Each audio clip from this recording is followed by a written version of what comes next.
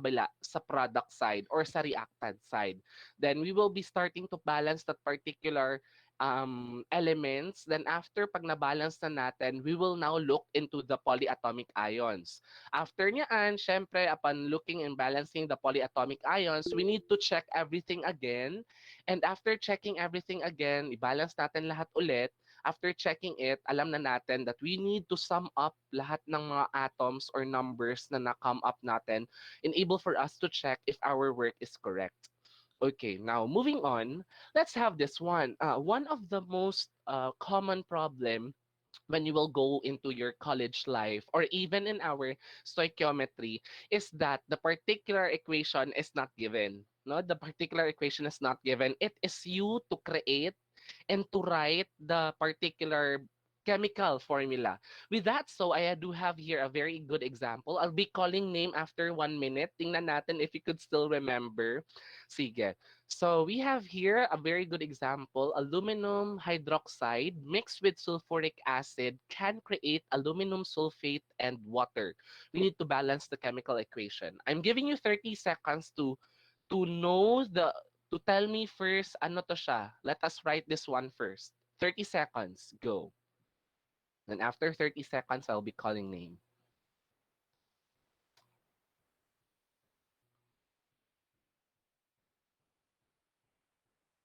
Hello? Saan dito ka, nak? Magparamdam ka? Hello, Ay, sir, Zeus? sir. Sorry, sir. Sorry, sir. Okay, yes. Zeus, give me the chemical formula of aluminum sulfate. I-search pa ninyo sa Google mo. Al2, Okay, L2.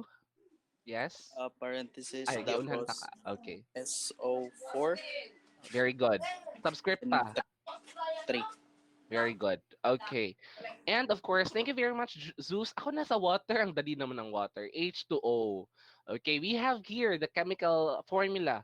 So we have there aluminum hydroxide plus sulfuric acid can create aluminum sulfate. By the way, eto, may plus sign dito. I will be introducing symbols as well.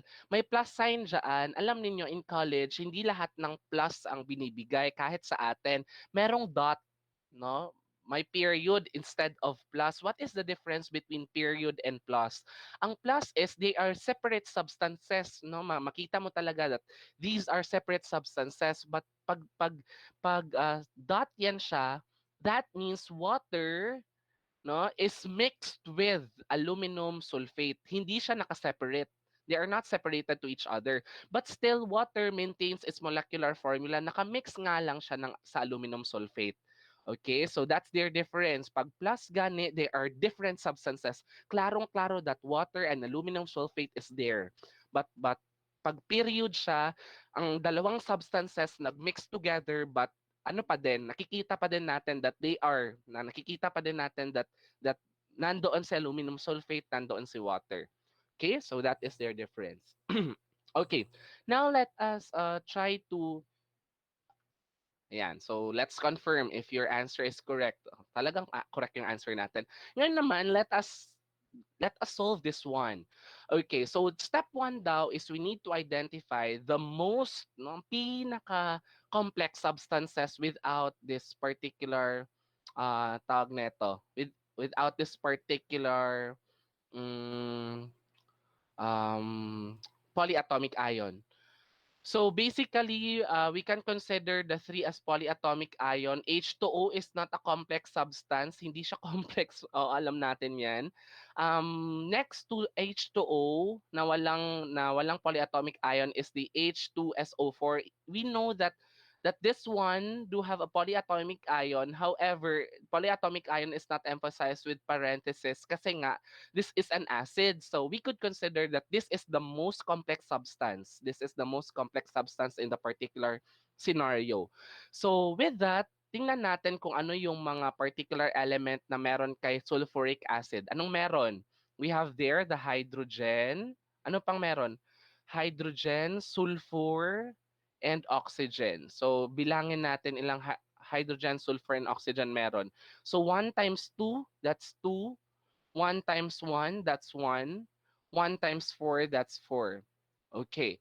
So dito naman sa reactant side, bilangan natin ilang hydrogen. 1 times 2, that's 2. Very good.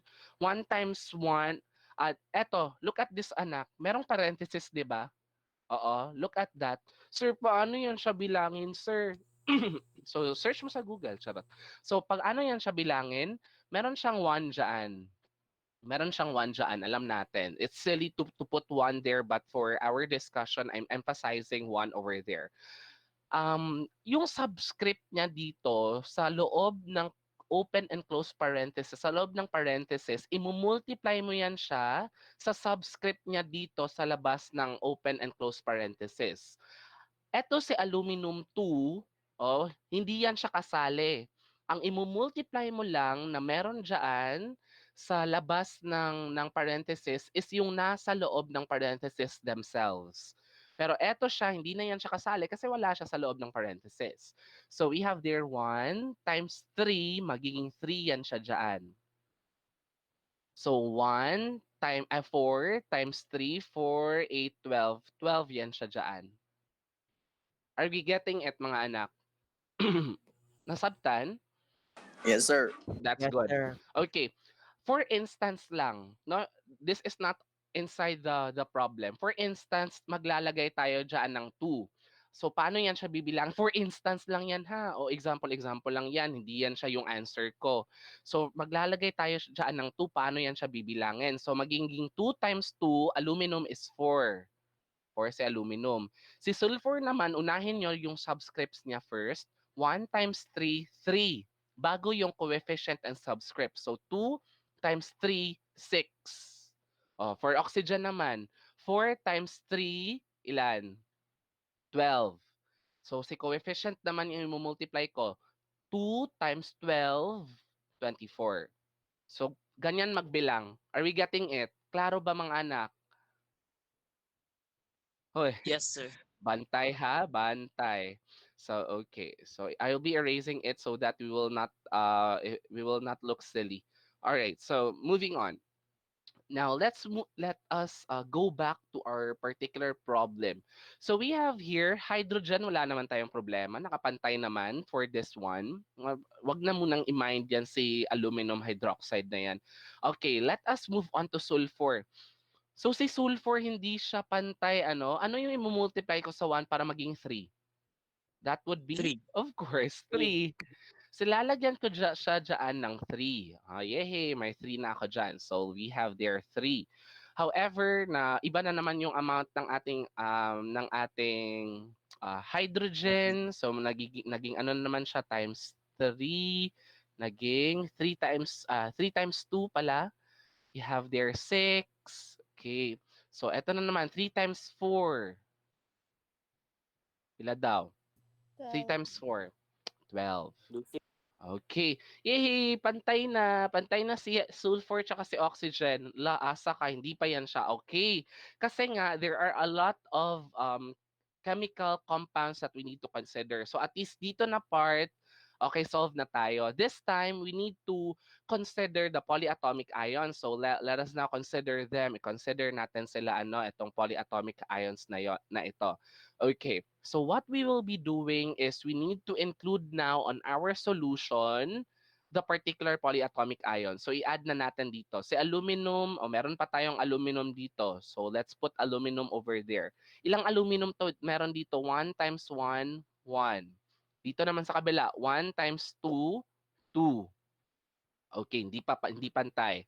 How about hydrogen? Merong hydrogen diyan, meron. So we have there 1 dito pala una. 1 times 3, 3. Tapos yung coefficient niya, 1 times 3, 3. So plus 3. Naintindihan niyo kung saan ako nagpa-plus? Dito ako nagpa-plus ha, dito muna tayo sa first. Okay, so sa oxygen naman, tingnan natin if may oxygen dyan. So, merong oxygen, 1 times 3, 3. So, coefficient niya 1. So, 1 times 3, 3. Plus 3. So, 12 plus 3, 15. Okay, may sulfur ba? Walang sulfur. So na-consider na ba natin lahat ng compound dito sa reactant side? Yes, na-consider na. Dito na naman tayo sa product side natin.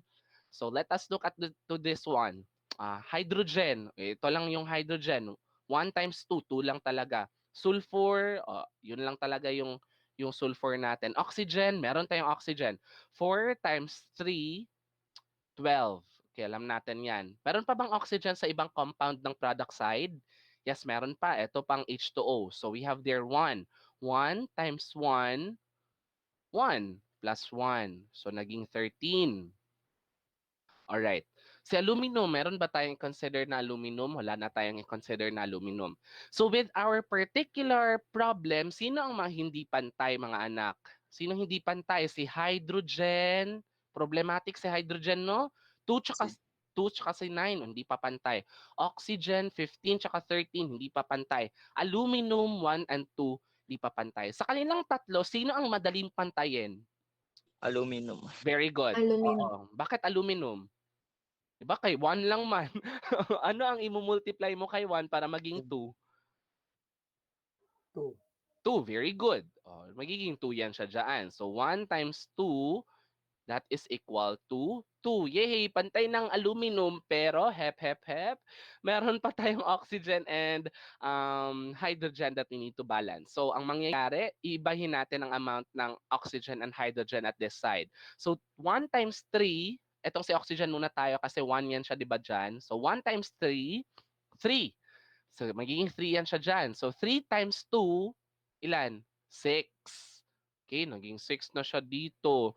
So si oxygen pala, magiging 6 na si oxygen dyan. So 6 plus 12, ilan?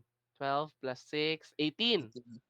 Naging 18. Ako, naging komplikado, sir. Hindi yan komplikado. Wait ka lang. So we have their hydrogen. So 1 times 3, 3. 3 times 2, 6. So ayan, 6 plus 6, magiging 12. Oh, sad ng life. Naging 12 na, naging 18. Alright, tingnan natin. Sa kanilang dalawa, 12 sa hydrogen reactant, 2 sa product side, tsaka sa oxygen, 18 sa reactant side, 13 sa product side. Which of them ang madali nating pantayin? Hydrogen or oxygen? Oxy. Ay, Hydrogen. Hydrogen. Hydrogen. Hydrogen. Bakit hydrogen? Ano i-multiply mo sa 2 para maging 12? 6. Very good. So, 6. lagyan natin siya dyan ng 6. So, 6 times 2, ilan? 12. Okay, 12. Yehey! Pantay na ang ating hydrogen. Oxygen na lang yung problema. So, 6 times 1. 1 man yan siya dyan. 6 times 1. 6. Ilan? 6. 6. Okay, so magiging 6 yan siya dito. 12. Saan galing ang 12? Nandito galing ang 12 sa 4 times 3. 12 plus 6, ilan? 18. Okay, very good. So we have there 18. Yay, pantay na. So let us now add everything up. So 12 plus 3, 15 plus 18, nabobo na. 15 plus 18, 33. 33 plus 2, 35. Okay, check naman natin sa kabila. 12 plus 3, that's 15. 15 plus 18, that's 33. 33 plus 2, that's 35. Therefore, our answer is correct. Okay, get it? Okay, kuha mga anak. I just want you to know. Oh, noted. Very good. Naka-record ba ito na? Okay, that's good. So, ayun lang siya. You need to understand talaga the steps. So, unahin ang complex substance, after nyaan, break down mo yung element, tapos i-consider mo yung polyatomic ion, unahin yung mga madadali, after nyaan, you need to consider everything, tapos sum it up. Ganun lang. Ang gusto ko lang malaman ninyo is how to balance pag meron siyang open and close parenthesis. Kaya hindi ko talaga maturo sa inyo ang logic neto. You would really need to know the logic of it. Okay? So that's it.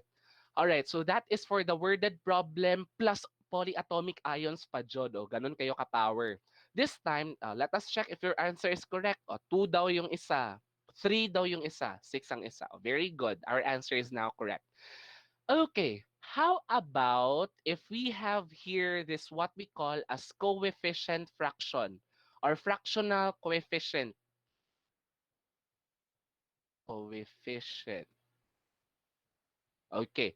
What if we have now our fractional coefficient? No, paano natin sir paano natin ma-consider ang fractional coefficients na to? Ang ibig sabihin ng fractional coefficients, we will not be using whole numbers. Mamaya-maya, you would know that we will not be using whole numbers for our coefficient. No, pero matransmit naman natin, mako-convert naman natin siya into whole number. Okay, wait lang. Okay, so now let's have this one, the combustion of isooctane. This one is the isooctane, the C8H18. Magsosorry ako uh, in advance kasi I'm not so sure if maabutan natin to. Gusto kong maabutan nyo kasi this is one subject in college which is organic chemistry, pero I'll be doing my very best. Kung dili makaya, di, bye ka. Ano, hindi talaga kaya. So ayun, let us see if kayanin natin. All right, so we have there the first step, which is knowing the most complicated um compound. Luckily for us, walang polyatomic ion dito. So could you please identify, Liwer, which one is the most complex compound dyan, anak? Alright, Liwer. Nak, if nandito ka, magparamdam ka. Morning, sir. Hi, good morning, Liwer. Which one of that is the most complicated? Yung pinakamaraming number, pinakamaraming atom. C8H18, sir. Very good. Or the isooctane. So yan yung magiging base natin. Thank you very much, anak. So we have there the C8H18 or the isooctane. So i-consider natin ngayon ang C tsaka H kasi meron, yan lang naman yung element na present dyan eh. So we have there, we need to identify which particular, ano pa lang muna natin i-count. So ilang carbon, that's 8. Ilang hydrogen, that's 18. Okay. Now, let us look at the particular compound C8H18. So, we have here carbon appears in carbon dioxide and hydrogen appears in H2O. So, sino kaya ang mas madaling we have there carbon 1 times 1, 1. Hydrogen 1 times 2, 1 times 2, 2. Both of them are madali. Both of them are madali. Pero unahin na lang natin si carbon kasi siya yung pinakauna na nakalagay eh. So unahin natin si carbon this time. So we have there, carbon, ano i-multiply ko sa 1 para maging 8? Ano i-multiply ko sa 1 para maging 8? 8. 8. Para lang pang grade 2, no? Ito yung mga lesson ng mga teacher namin way back grade 2 ako ba. So, ayan, magiging 8 yan siya dyan. So, we have there 8. Yay, pantay na ang carbon. O, problemahin naman natin si hydrogen. Okay, so we have there hydrogen. Problemahin natin ngayon si hydrogen. So, we have there 18 and 2. Ano yung multiply ko sa 18 para maging, ano yung multiply ko sa 2 para maging 18? 9. 9. Okay. Ang ingay ko no. Umaga-umaga, ingay-ingay. So we have there 9. Yay! Pantay na si carbon tsaka si oxygen. Oh, hep. Hindi pa tayo tapos because oxygen is still there. Oxygen is still there. So ang mangyayari, we need to count the oxygen on the reactant side. So we have there 1 times 2, 2. Okay, dito dalawa, twice nag-appear sa oxygen on carbon dioxide and on water, dihydrogen oxide. So we have there 8 times 2, ilan? 8 times 2, we have there, pila daw? 16, sir. 16. 16. Okay, plus 9 1. times 1, 9. of course, 16 plus 9. 25. Ay, Oh, 25. Correct. 5. Okay. All right. Ngayon naman, dito papasok. Ay, okay. Third step. Consider polyatomic ions. May polyatomic ions ba? Hello mga anak. Nandyan ba kayo? May polyatomic ions ba dyan? Meron wala? Sige daw. Let us call name daw, be. Let's have David Carl. David, may polyatomic ions dyan, nak? Or wala? Meron bang minemorize nyo dyan or wala? David Carl? Hala, can you hear me? Hello, mga anak. Nandyan pa kayo? Hi, sir. Yes, sir. Oo, naa pa. David Carl is not here? Nag-chat siya? Wala. Patay. Oo, meron ba kaming memo na i-absent na? Sige, mag-move on na lang muna ako kay, kay Gerald. Sige, Gerald na lang muna. Sige, Wala, sir. Gerald. Wala. Very good. That's it. Wala. Walang polyatomic ions dyan. So, ang problema na lang talaga natin is si oxygen. Okay, eto na. This is the moment of truth. We will now be using the fractional coefficient. Bakit? Ano yung multiply mo sa 2 para maging 25? Ano yung multiply mo sa 2 anak para maging 25? Meron wala? 12.5. Wala. 1.5 o di man pwede na 1.5 ang gagawin mo. So we have here fractional coefficient. Ang fractional coefficient is very easy, trust me. Ang gagawin mo lang is you need to carry out the number of atoms in the product side as its numerator. So lagay mo dyan 25. Okay, dito na lang sa baba ko ilagay anak ha kay gamay kay space. Dako ba kog agi. So we have there 25 over you look at the particular subscript of the element. Okay, so we have there the oxygen. The subscript of the element this time is 2. Okay. Since this is now a fractional coefficient, ito yung mangyayari. So that's 25 over 2. O pwede din na, sir, na ang ilalagay mo dyan would be 25 over 2. Ang mangyayari sa fractional coefficient, enable for us to remove the 2 here. Anong mangyayari? What you need to do is, para mawala ang 2 dire, you need to multiply it by 2 itself. Are we getting it? We need to multiply it to itself, but it is not only good for this one. You need, para pantay silang lahat, you need to multiply 2 sa lahat. Okay, you need to multiply 2 sa lahat. Okay, you need to multiply everything by 2. So we have here uh 2, lagyan mo yan siya. 1 times 2 kasi ang coefficient niya dito is 1. So 1 times 2, ano magiging amount niya? 2. So magiging 2 na to siya. 8 times 2, ilan yan? 16. 9 times 2, magiging 18. Tama ba? Oh, tama.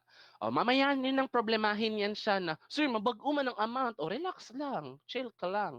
So, ang mangyayari siya dyan, 2 times 25 divided by 2, syempre, that's cancel out. So, magiging 25 siya dito. Magiging 25 siya dito. So, we have here, our estimated coefficients are 2, 25, 16, and 18. Ulitin natin lahat. Ulitin natin lahat ng count para talaga maniwala kayo sa akin, no? So that you will really believe on me na, ay, ganun lang pala, sir. Sige, let's erase that one. Erase, erase, erase. Erase. Okay. All right. Okay. Now, let us have this one now. Bilangin natin lahat. So, we have there carbon. Ilang carbon? 1 times 8. 8. Ilang hydrogen? 1 times 18, 18. Ilang oxygen? 25 times 2, 50. O, dito naman. So, we have there carbon. Wait lang. 1 times 8. Mapakaulawan ko ani ron. Wait, 25, 16. Ay, 2 naman eh. 2 times 8 pala dapat dito. 2 times 8. Hindi yan siya 1. 2 times 8. 2 times 8, 16. No, tingala pod ko. Ako gani. Dapat mo. Okay, 2 times 18. 36. 16. Tapos diri 36.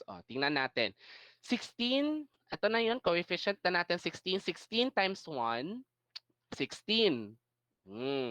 So let us consider the hydrogen here. 16 times 2, ilan na? 32. 32. Okay. Dito naman tayo. 18 times 2, 36. 36 no? 36 ba? 18 times 2? Yes, sir. 36 lagi. Yes, sir. Yes, sir. Okay, 18 times 1 dito sa oxygen plus natin. 18 times 1. 18. 18. Lain sad. Okay, 32 plus 18. 50. 50. 50. Oh, 50 na ha. 50 yan. Klaro yan. Okay, sum it up. Let's sum it up. 16 plus 36. 52. 52 plus 52. 50. 102. 102. Okay. 16 plus 36, 52 plus 50, 102. Therefore, our answer is correct. So we have there the final tawag neto, coefficient are 2, 25, 16, and 18. So our answer is correct. Congratulations! O kasi may nag-chat sa akin na kuyat ate ninyo nagpatudlo, "Sir, unsaon man ning fractional coefficient? Wa man nagitudlo ni ano, Ma'am Kuan." Ako, "Nak, dali ra kay na, nak. O, dali ra kay na. Wala ba rin na natudlo ni Ma'am Mitzi?" Wala jud, sir." Sige. Ituturo ko yan sa mga STEM pa ko ngayon para hindi na yan sila magtaka pag abot sa college. So, allow me to have this one. Actually, wala ni siya sa ato ang curriculum guide but I am giving this one to you para hindi na kayo magtaka. Okay? So we have their balancing chemical equation. Now, last 1 minute. Last 1 minute. Last 1 minute na lang yun na. So we have here the difference between formula weight and molecular weight. Kay matingala mo unsa. Sir, you will be hearing this one on our next discussion, which is stoichiometry. So what is their difference between formula weight and molecular weight? Ang formula weight is the total weight of the atoms in its empirical formula. So we have here a very good example of CaCl2. Anong empirical formula neto? Yung ko pa kaulawi, manataan eh. Empirical formula of CaCl2, pwede pa ba siyang ma-reduce? Hindi na. Hindi na siya pwedeng ma-reduce. So this itself is the empirical formula. So sir, saan nagmula ang 40.1? This came from the periodic table. So you need to sum it up and the summation of it will be called as the formula weight. The unit of formula weight is AMU, atomic mass per unit. Okay? So yan yung formula weight. Okay, klaro tayo. Formula weight is in its empirical formula. No, ipa-reduce mo talaga sa empirical formula niya. If you need to solve it, solve it. If kaya lang mata-mata, okay, mata-matahin mo yung empirical formula na yan. Ang molecular weight naman is the summation of all molecules talaga. Okay? So you need to count everything. C2H6. Anong empirical formula ng C2H6 mga anak? Anong empirical formula neto? CH3. CH 3. 3 po. Okay, very good. That's CH3. So that you could consider that one as its empirical formula. So hindi yan ang iso-solve mo. Do not solve that one. Talagang ang whole compound ang isolve mo. So you need to consider 2 and 6 over there and that would give you its molecular weight. Okay, so you know the difference between formula weight and molecular weight na ha. Formula weight, empirical formula. Molecular weight is the summation of all molecules. That's it. Okay, so next meeting we will talk about the moles. This is now the moment of truth.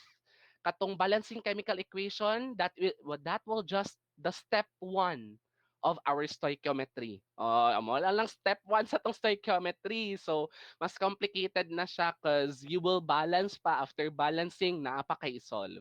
So that is for stoichiometry. It's exciting, isn't it? Okay, so that ends our class. Did you have any questions, clarification? May natutunan ngayon, mga anak? Yes. Okay.